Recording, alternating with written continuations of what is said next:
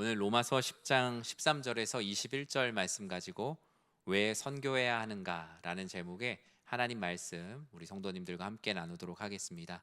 우리 옆에 있는 분들과 인사할까요? 이번 한 주도 수고 많으셨습니다. 이번 한 주 아까 저녁 때 되니까 오랜만에 이렇게 해를 볼 수 있었던 시간이었습니다. 비가 한참을 내렸죠. 하늘이 열린 듯이. 어제나 어제 그저께는 정말 연희동의 천둥이 정말 많이 쳤던 것 같아요. 밤새도록 계속 부릉부릉 하늘이 시동을 거는 것처럼 계속 천둥이 쳤습니다. 오늘 또 이렇게 해가 떴는데 우리의 날씨는 계속 변화무쌍하지만 정말 하나님을 향한 우리의 사랑은 영원히 변하지 않는 모두가 되시길 진심으로 축복합니다. 매년 여름이 되면 매년 뉴스에 이렇게 나오더라고요. 올 여름에도 해외로 나가는 사람이 새로운 기록을 갱신했다고요. 공항에 정말 많은 분들이 계시는 장면을 이 여름이 되면 항상 뉴스를 통해서 보았던 것 같습니다. 휴가를 가는 분들, 그리고 회사에서 업무차 출장을 나가시는 분들, 그리고 우리는 공항에 가도 그 사람이 말하지 않아도, 그 무리가 말하지 않아도 서로를 보면 대충 어디쯤 가겠구나라고 하는 사람들이 있어요. 바로 단기 선교를 떠나는 각 교회 선교 팀들이에요. 어느 교회인지 말하지 않아도 그냥 이렇게 보면 교회에서 가는구나, 교회에서 선교 가는구나라고 명찰을 붙이고 있지 않아도 알 수가 있는 것 같습니다. 해외여행은 많아졌는데 한국 교회의 단기 선교의 전반적 추세는 급격한 하락세에 있습니다. 교회 자체가 먼저 코로나 이후에 경제적으로 많이 어려워졌어요. 2009년 이후에 한국 교회는 단 한 번도 반등을 이루지 못했고 성도의 숫자는 16년 동안 아주 빠르게 2009년을 기점으로 계속 감소하고 있습니다. 각종 미디어의 발달로 현지에 가지 않아도 할 수 있는 기술적 진보로 인해 선교의 방법이 되게 다양화되어진 부분들도 있고요. 또한 한국교회 단기 선교의 주축이었던 청년 세대가 급감함에 따라서 단기 선교를 갈 성도의 모수 자체가 많이 줄기도 했습니다. 긍정적인 측면으로 본다면 선교가 해외 선교에만 집중하는 것이 아니라 교회가 남들에게 자랑하기 위한 간판 선교를 이젠 내렸고, 오히려 국내에 있는 이주민들을 챙기거나 교회 구제나 지역교회 선교 쪽으로 좀 더 균형 있는 선교가 되었다는 부분에서는 또 해외 선교가 줄어든 이유도 있다라고 해요. 장기 선교사로 계시는 선교사님들은 70% 이상이 이미 60세 이상이십니다. 60세 이하의 선교사님들은 채 30%가 되지 않는 시대입니다. 30대 이하는 5%가 되지 않고요. 한국교회가 선교 사역에 대한 마음은 있지만 이전에 해왔던 교회 중심의 파송 선교사 사역의 이 플랫폼을 바꾸지 못하고 있어요. 해왔기 때문에 해야 된다라는 이 선교 플랫폼의 변화를 가져오지 못하고 있다 보니 점점 선교는 점점 하는 사람들만 하는 선교가 되어 있다. 선교사님만 덜렁 보내는 파송 선교의 부작용을 정말 정통으로 맡고 있는 시대가 되었다라고 말합니다. 그럼에도 불구하고 우리는 왜 선교해야 할까? 우리 교회도 여러분, 해외에 또는 국내에 있는 외국인 선교를 하지 않으면 예산의 10% 이상을 확보할 수 있어요. 여러분, 점심도 맛있는 점심 먹을 수 있고요. 주일학교도 간식비 100원, 200원 때문에 아등바등 하지 않아도 돼요. 요번에 비가 와서 교회 곳곳에 물이 새고 있는데 그냥 한번 대대적으로 지을 수도 있습니다. 선교를 안 하면요. 그럼에도 불구하고 왜 우리는 선교를 해야 할까요?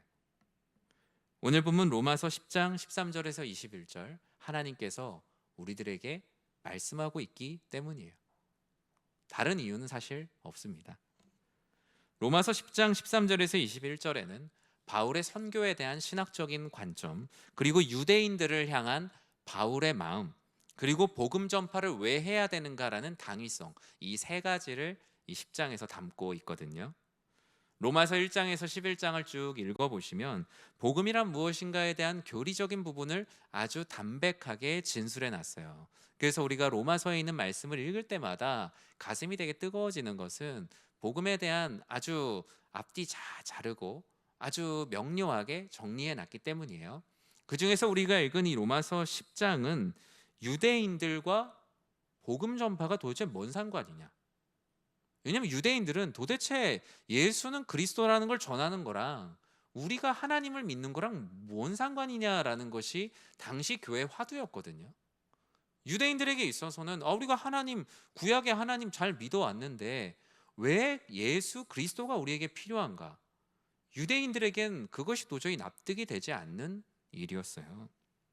바울은 자신의 동족인 유대인들이 예수를 그리스도로 믿지 않는 것에 너무나 애통해했습니다. 자신도 그랬었기 때문에 그 마음이 어떠한지 누구보다 잘 알고 있죠. 또한 다른 이들에게 왜 복음을 전해야 되냐, 왜 이방인 선교를 해야 되냐, 우리도 먹고 살기 바쁜데 왜 선교해야 하냐. 특히 오늘 본문의 제목은 제가 왜 선교를 왜 해야 되는가라고 했지만 사실 괄호를 뺀다면, 오늘날로에서 괄호 안에 있는 말이 있다면 왜 타문화권 선교를 해야 되느냐라는 말로 할 수 있겠죠. 바울은 그 이유에 대해서 10절에 다음과 같이 말씀합니다. 우리 같이 읽어볼까요? 사람이 마음으로 믿어 의에 이르고 입으로 시인하여 구원에 이르느니라. 아멘. 바울은 구원에 이르는 길이 어떤 인종이나 민족, 율법에 있는 것이 아니라 사람이 마음으로 믿어야 되고 의에 이르고 입으로 그 믿음을 시인하여 구원에 이르기 때문에 우리는 복음을 타 문화권에 여전히 그 자체로 복음을 들을 수 없는 사람들에게 전해야 된다라고 말씀하고 있어요. 즉 믿음이 필요하기 때문에 우리가 그 믿음이 발생하는 일을 돕기 위하여 주의 말씀을 전하는 자가 되어야 된다는 것이죠. 믿음이 없는 한 사람이 어떻게 믿음을 갖고 구원에 이르게 되는지 오늘 본문은 아주 논리적으로 설명을 하고 있어요. 제가 한번 단계별로 정리를 해봤어요. 오늘 본문을 1단계, 구원은 주의 이름을 부름으로 얻는다. 2단계, 그러나 주의 이름을 부르려면 먼저 들어야 한다. 3단계, 들으려면 누군가가 전해야 하며 4단계, 전하려면 누군가 본인이 가든지 아니면 어떤 조직에서 누군가를 보내야 한다. 바울은 이것이 우리가 복음을 전해야 되는, 선교를 해야 되는 이유라고 13절에서 21절까지 단계적으로 말씀을 하고 있습니다. 결국 선교란 무엇입니까? 선교란 오늘 로마서 10장에서 말씀하고 있는 선교란 하나님의 구원 사역에서 가장 중요한 것은 하나님의 부름을 위해 인간의 순종이 필요하다는 거예요. 하나님께서 누군가가 복음을 듣게 하기 위해 누군가를 보내시는데 그 하나님이 보내실 때 순종하는 사람들을 통해서 하나님은 구원의 역사를 이루어 가신다는 것이죠. 즉 한 영혼의 구원을 위해서는 한 영혼의 순종이 필요하다. 한 영혼이 순종해야만 한 영혼을 구원할 수 있기 때문에 우리에겐 선교가 필요한 거예요. 바울은 이스라엘의 구원을 위한 간절함과 복음 선포의 당위성을 동시에 피력하고 있는 거예요.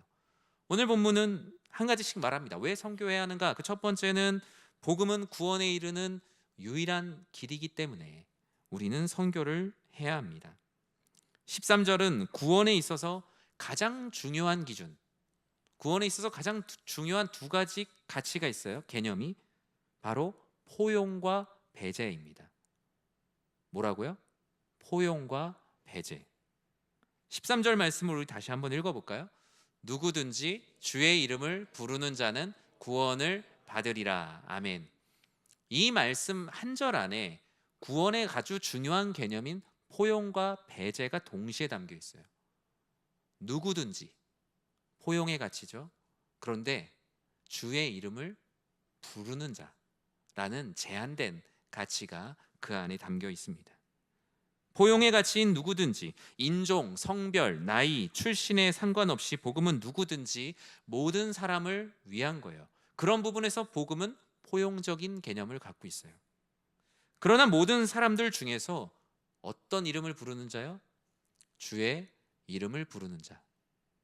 그런데 목사님, 성경에 보면 주여 주여 하는 사람마다 다 천국에 가는 거 아니라고 하셨잖아요 라고 쓰여져 있잖아요. 주의 이름을 부르는 자는 주여 하고 소리를 부르고 부르는 자만을 말하는 게 아니라 주의 이름을 부른다라는 의미는 주님을 이제 나의 주인으로, 그리스도라고 믿음으로 고백하는 자가 바로 주의 이름을 부르는 자예요. 그냥 주여 주여 한다고 되는 게 아니죠. 그 주여 안에 주님을 나의 그리스도로, 베드로가 고백했던 것처럼 주는 그리스도요 살아계신 하나님의 아들이십니다라고 이름을 부르는 자에게 구원이 있다라고 말합니다.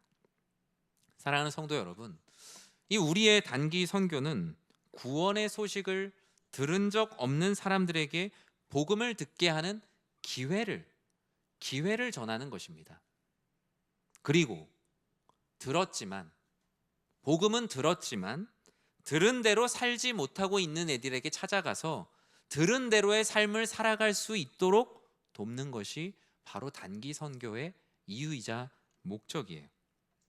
구원의 문은 활짝 열려 있는데 아무리 열린 문이라 하여도 그 문을 알지 못하면 그 열린 문으로 어찌 들어갈 수가 있겠습니까? 복음은 그냥 알려진 적이 단 한 번도 없었다라는 거예요.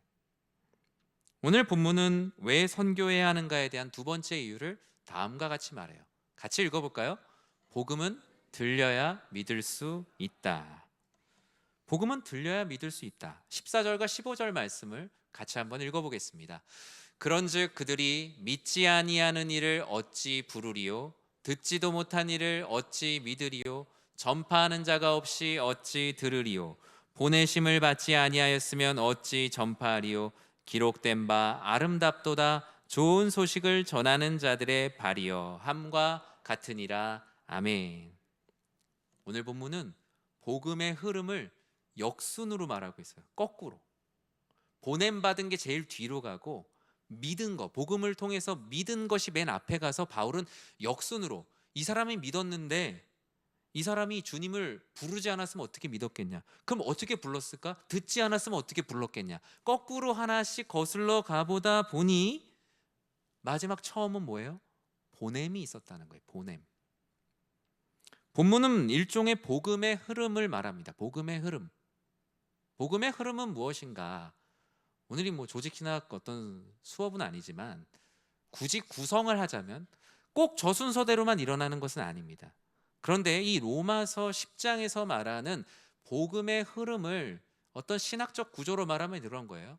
첫 번째로 하나님께서는 보내십니다. 파송하십니다. 그리고 보낸 자를 통해서 전합니다. 전한 자를 통해서 듣습니다. 들음을 통해서 믿습니다. 믿음을 통해서 주의 이름을 부릅니다. 주의 이름을 부름을 통하여 구원을 받습니다. 우리는 지금 어디에 있죠? 오늘 이 금요 기도회는 어떤 자리죠? 1번이잖아요. 1번. 지난주 주보에 광고 나왔잖아요. 오늘 금요 기도회는 단기 선교 파송을 위한 금요 기도회로 모입니다. 그러면 이미 우리는 이 단기 선교가 지금 이 순간 아니면 이 전부터 이미 시작이 된 거죠. 하나님께서 여러분들을 부르시는 그 순간부터 이미 보냄은 시작되었고 오늘은 공식적인 보냄의 시간으로 우리는 모인 거예요. 하나님께서 강권적으로 역사하셔서 성령을 통해 복음이 전해지게 하시고 그런 일들은 일어납니다. 무슬림 지역에 그 영혼들을 위해 기도할 때 특별히 이렇게 많이 기도하거든요. 많은 교회들이 이렇게 라마단 시기가 되면 무슬림을 위한 기도회나 예배로 이렇게 모여요. 저도 전에 사역하던 교회에서는 라마단 기간이 되면 수요 예배 때 특별히 이제 무슬림을 위한 기도회를 했어요. 그 시간에. 근데 그때마다 그 무슬림 사역 전문적으로 사역하시는 선교사님들이나 목사님들이 오셔서 그 지역을 위해 기도할 때에는 좀 다르게 기도를 하라고 하시더라고요. 꿈과 환상과 치유와 마치 우리가 그곳으로 보냄받기가 어려우니 성령 하나님께서 그곳 가운데 직접 역사하셔서 변화를 일으켜 달라고요. 그런데 우리가 가는 곳은 우리의 손이 닿을 수 있는 곳입니다. 하나님은 그걸 뭐라고 말씀하시죠? 전도에 미련한 것으로 연약한 인간을 통해 완전한 복음을 전하게 하신다. 불완전한 인간을 통해서 완전한 복음을 전하게 하시면서 완전한 복음에 감복하도록 하게 하시는 것이 바로 하나님께서 선교하게 하시는 이유인 거예요. 우리는 연약하고 불완전한데 완전한 복음을 전함을 통해서 완전함이란 이런 거구나. 그리고 불완전한 나는 이런 거구나. 선교란 무엇입니까? 이 복음의 흐름 안에서 본다면 교회가 사람을 보내는 일이 선교입니다. 단기 선교는 교회가 사람을 일정 기간 단기로 보내는 것을 단기 선교라고 하죠. 저는 이번에는 이제 우리가 일주일 정도 가지만 선교지의 필요에 따라 때로는 한두 사람이 가서 한 달을 사역을 하고 올 수도 있고 1년을 사역을 하고 올 수도 있고 또 하나님께서 허락하신 시간 동안도 사역을 할 수 있는 우리 안에 다양한 시간의 선교사들이 세워지기를 전 진심으로 기도하고 있어요.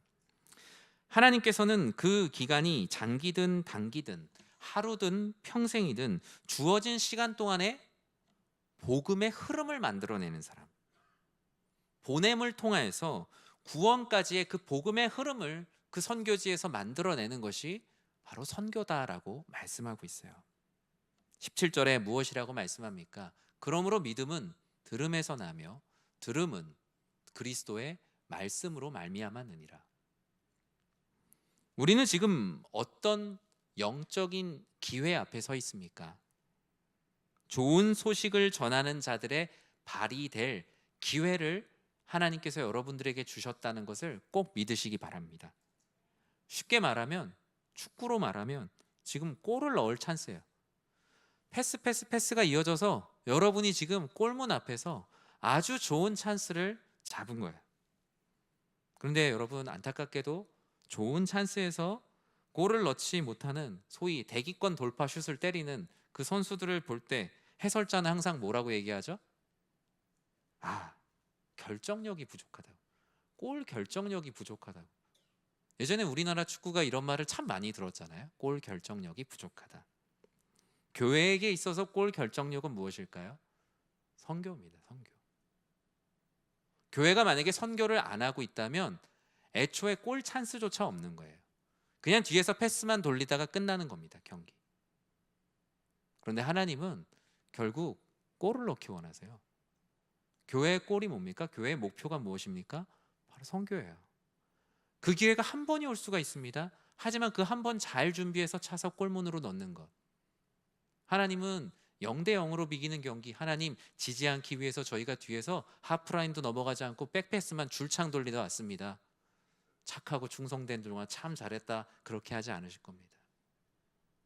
때로는 하프라인을 넘어서 때려야죠.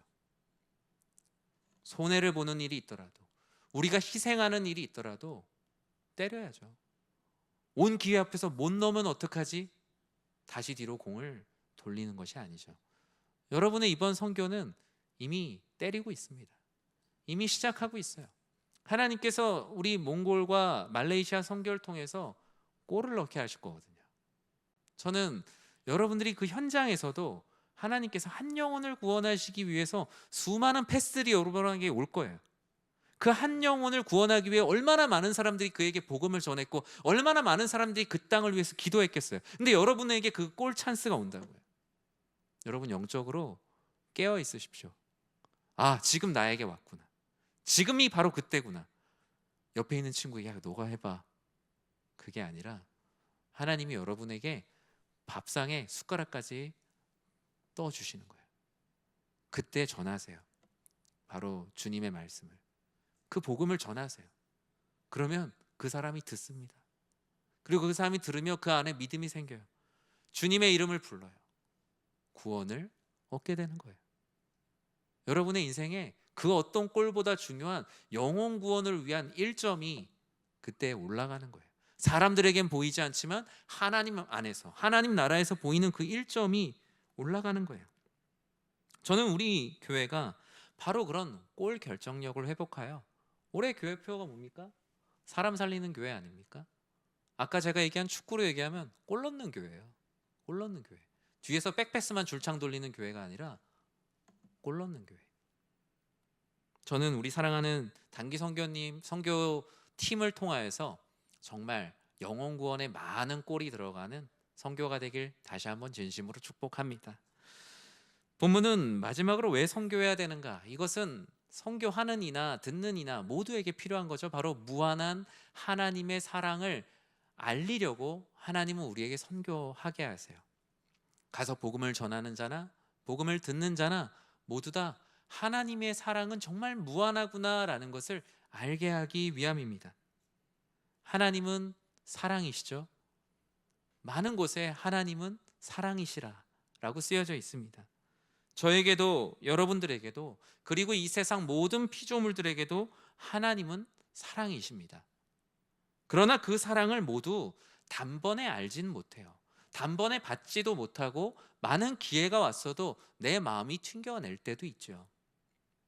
10장 16절에 보면 이렇게 말씀하고 있거든요. 그러나 그들이 다 복음을 순종하지 아니하였도다. 이사야가 이르되 주여 우리가 전한 것을 누가 믿었나이까 하였으니. 바울은 말합니다. 모든 유대인들도 이방인들도 다 복음에 순종한 것은 아니라고요. 그러면서 이사야 말씀을 인용했어요. 고난의 종이신 주님께서 말씀하셔도 많은 사람들이 거절할 것을 이사야는 예언했죠. 성경은 이사야도 심지어 모세도 하나님을 전했지만 수도 없이 거절당할 일들이 있었다라고 기록을 합니다. 하나님은 그렇게 끊임없이 거절하는 이들을 위하여 선교가 필요하다고 말씀하셨어요. 왜죠? 무한한 하나님의 사랑을 알게 하기 위함이에요. 내가 이토록 거절했는데도 하나님은 매년 사람을 바꿔 가시며 교회를 바꿔 가시며 나라를 바꿔 가시며 내 현장 가운데 오셔서 복음을 전하시는구나. 내가 그토록 하나님을 안 믿게 하는데도 나와 전혀 상관없는 사람들이 나에게 계속 복음을 전하는구나. 나중에 믿게 되었을 때 어떤 마음이 들었을까요? 하나님은 정말 나를 사랑하셨구나. 그뿐만 아니라 나에게 도대체 하나님이 언제 복음을 전하셨습니까? 라고 말하는 사람들이 있을까봐 하나님께서는 이와 같이 선교하게 하신다는 거예요. 로마서 10장 21절에 보면 내가 하나님의 마음이 어떻게 기록되어 있습니까? 이스라엘에 대하여 이르되 순종하지 아니하고 거슬러 말하는 백성에게 내가 종일 내 손을 벌렸노라 하였느니라. 내가 너희를 끊임없이 기다리려고 손을 벌렸노라 라는 것도 있지만 나는 너희에게 전하지 않았음이 없었다.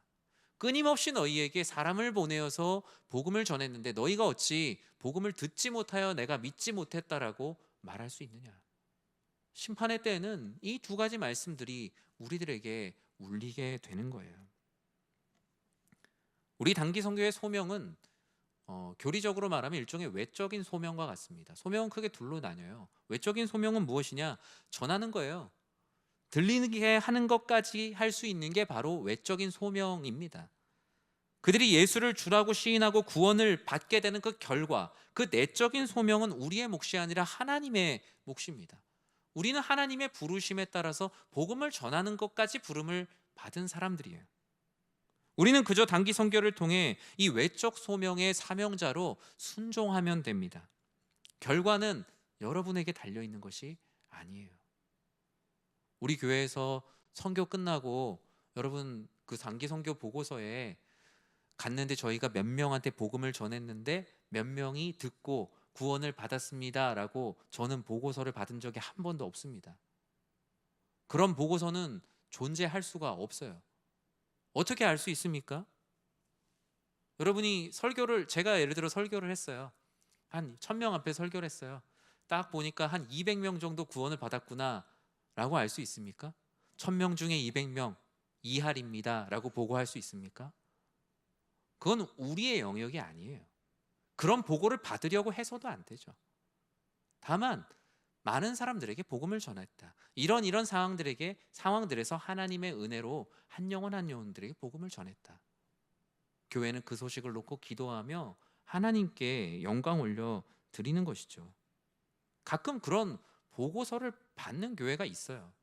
불가능한 일이죠. 어찌 그걸 알 수 있겠습니까? 하나님의 영역인데 어찌 우리가 그것을 알 수 있겠습니까?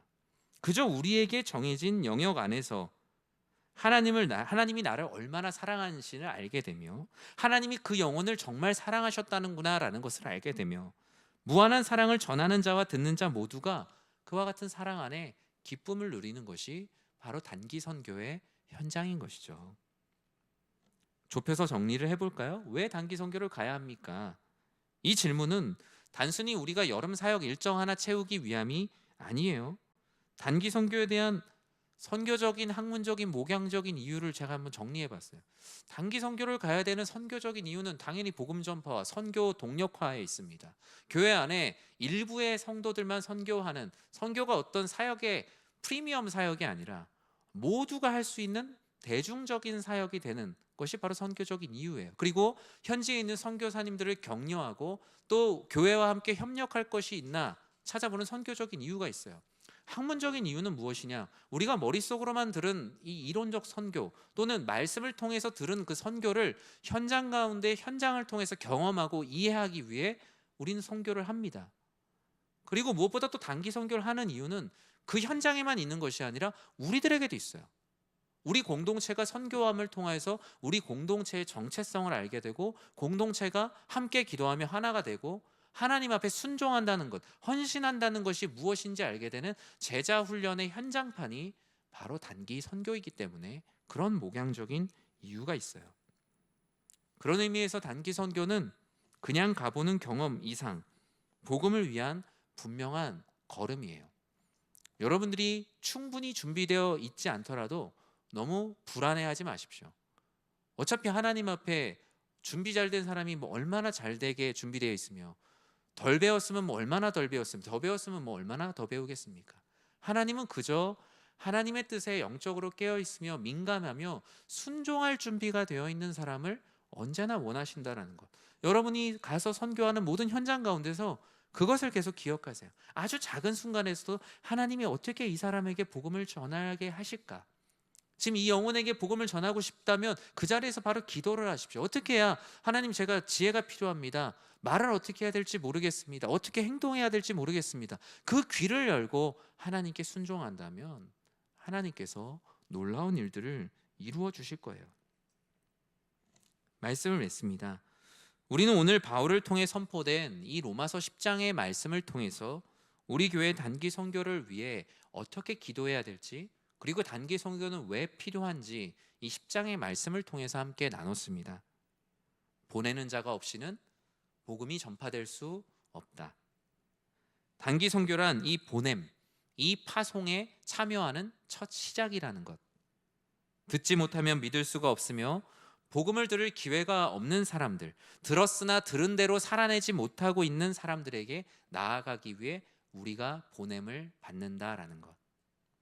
단기 선교란 단순한 문화적 교류, 봉사, 체험에 국한되는 것이 아니라 복음이 언제나 중심축이 되어 거침없는 피보팅을 해야 된다는 것. 우리는 그것을 반드시 기억해야 합니다. 우리는 이번 단기 선교를 통해 올해 우리 교회의 표어인 사람 살리는 교회로서 십자가의 전달자가 되어야 하는 것이죠.